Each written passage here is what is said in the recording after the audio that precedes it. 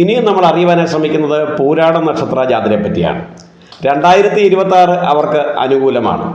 കർമ്മരംഗത്ത് വിജയവും ആരോഗ്യപരമായ ഉന്നതി, സാമ്പത്തികമായ ലഭ്യതയും അതുപോലെ തന്നെ പരിശ്രമത്തിലൂടെ ഉന്നത സ്ഥാനം ലഭിക്കുവാനുള്ള സാധ്യതയും ഇവയെല്ലാം കൃത്യമായി ലഭിക്കുവാനുള്ള ഈശ്വര അനുഗ്രഹവും ഈ നക്ഷത്രജാതർക്ക് 2026 കാണപ്പെടുന്നു. ദൈവാനുഗ്രഹം ആവോളം പ്രകടമാകുന്ന ഈ 2026 ഈ നക്ഷത്രത്തിൽ ജനിച്ച സ്ത്രീ ജനങ്ങൾക്ക് കലാരംഗത്ത് അവരുടെ കഴിവിനെ തെളിയിക്കുവാനും അതിലൂടെ വിജയത്തെയും ആനുകൂല്യങ്ങളെയും നേടിയെടുക്കുവാനുള്ള അവസരം ലഭിക്കുക തന്നെ ചെയ്യും.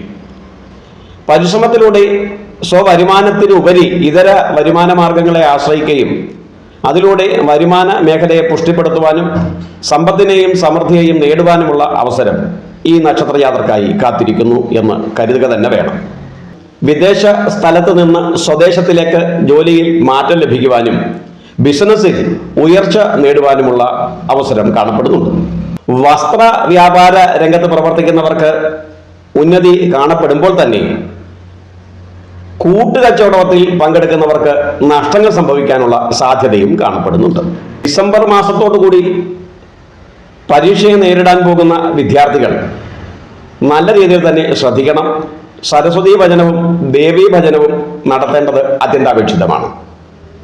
ഈ നക്ഷത്രജാതർ 2026 തുടക്കം മുതൽ മഹാലക്ഷ്മിയെ സ്തുതിക്കുന്നതോടുകൂടി അല്ലെങ്കിൽ ദേവി ക്ഷേത്ര ദർശനം നടത്തുന്നതോടുകൂടി ദേവിക്ക് മാല ചാർത്താനുള്ള അവസരം സൃഷ്ടിക്കുന്നതോടുകൂടി അല്ലെങ്കിൽ അഷ്ടോത്തരം ജപിക്കുന്നതോടുകൂടി വിജയത്തെ കരഗതമാക്കുവാനും പരീക്ഷയും പരീക്ഷണങ്ങളെ നേരിടുന്നവർക്ക് വിജയത്തിലേക്ക് എത്തുവാനായി സരസ്വതി ഭജനം നടത്തുന്നതും ഉത്തമമാണ്. പൂർവ്വജന്മാർജിതമായി എത്താൻ സാധ്യതയുള്ള പല രീതിയിലുള്ള ക്ഷയങ്ങളെയും സങ്കടങ്ങളെയും മറികടക്കുവാൻ ഈ നക്ഷത്രജാതർക്ക് തീർച്ചയായും സരസ്വതി ഭജനവും ലക്ഷ്മി ഭജനവും വളരെ വളരെ ഗുണപ്രദമായി മാറുക തന്നെ ചെയ്യും.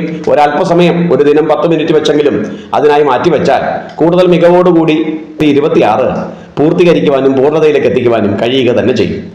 ഇനിയും നമ്മൾ അറിയുവാനായി ശ്രമിക്കുന്നത് 2026 ഉത്രാട നക്ഷത്രക്കാരെ സംബന്ധിച്ചിടത്തോളം എങ്ങനെയുള്ളതായിരിക്കും എന്നതാണ്. ഇവർക്ക് ഗുണദോഷ സമ്മിശ്രമാണ്. തുടക്കത്തിൽ അനിയന്ത്രിതമായ രീതിയിലും അപ്രതീക്ഷിതമായ രീതിയിലും പല തടസ്സങ്ങളും എത്തിച്ചേരാം. വരവിനേക്കാൾ കൂടുതൽ ചിലവ് വർദ്ധിക്കുവാനുള്ള സാധ്യതയും കാണപ്പെടുന്നുണ്ട്. എന്നാൽ കർമ്മഫലത്തിലുള്ള ശ്രദ്ധയോടുകൂടി ഒന്ന് പരിശ്രമിച്ചാൽ വരുമാനം വർദ്ധിപ്പിക്കുവാനും കർമ്മരംഗത്ത് വിജയം കൈവരിക്കാനും കഴിയുക.